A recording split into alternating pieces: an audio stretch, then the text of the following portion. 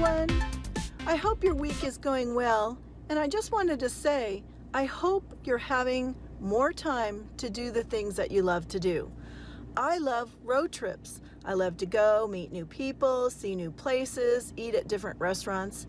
And so my goal for you each week is to send out a time saver tip about Canvas so you can spend more time doing the things that you love to do. And if you've been on an adventure, share it with me. All right, thank you.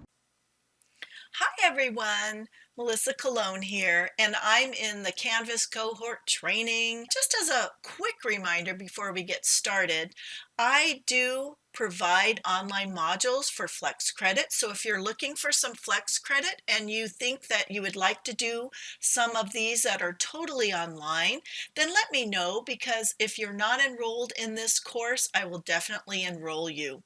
All right, so you can see some of the topics here. Well, let's get started. I want to talk to you a little bit about creating rules for an assignment group in Canvas. And I'm going to go right over here to the assignments, and I'm going to show you what I have done. We will do a review on how to get these groups.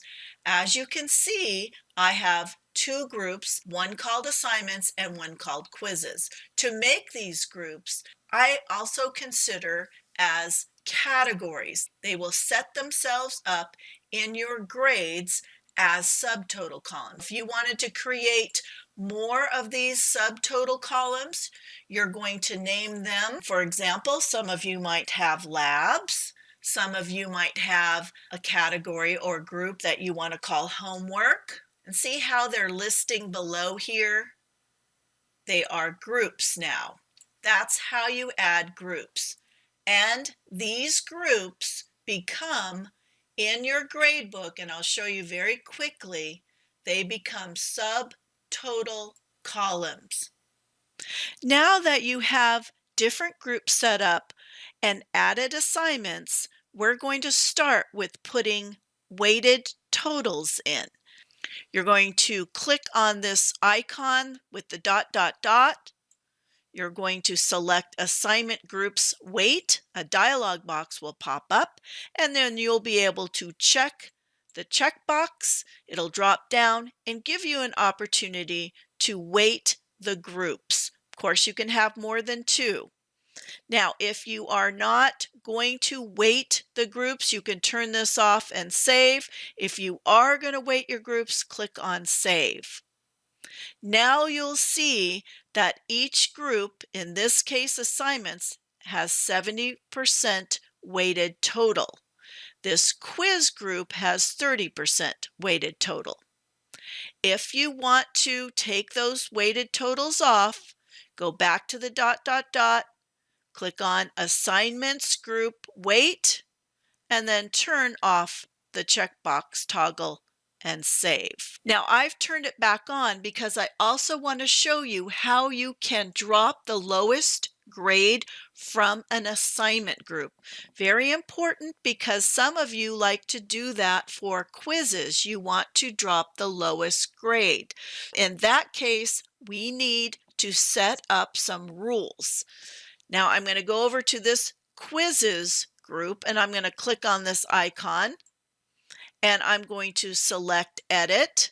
And now we have a new dialog box and includes our weighted total. If you choose not to weight the totals of a group, then this will not appear. Next, we have number of scores to ignore for each student. For example, I might want to drop the lowest score from one quiz, and I can change that. I might want to ignore or drop the highest. I believe most of you are going to want to drop the lowest score. So let me explain a little bit more. When using the lowest or highest score rule, an assignment group must include at least one score, plus the number of drop scores.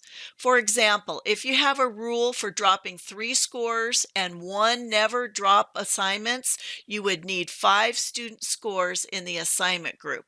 And that's talking about this right here, never drop. So you might have an assignment that grade is never dropped from in the quiz group. Then save. This is what you'll see back in the assignment area, 30% weighted, 2 rules. Then you can just put your mouse over the rules and you'll see drop the lowest score, never drop Quizlet Universal Design and Accessibility. You can continue to add assignments to these groups.